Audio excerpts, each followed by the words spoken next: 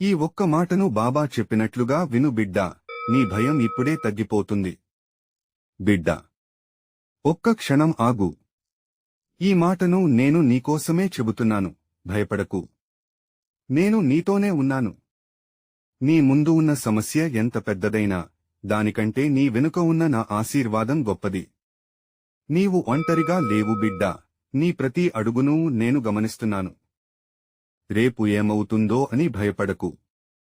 రేపటి గురించి నీవు ఆలోచించకముందే నీకోసం నేను మార్గాన్ని సిద్ధం చేస్తాను.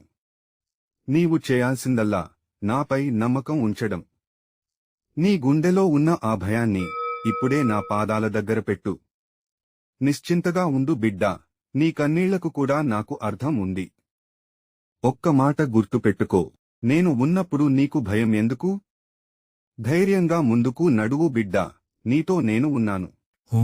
ఎల్లప్పుడూ ఉన్నాను. సాయిరామ్.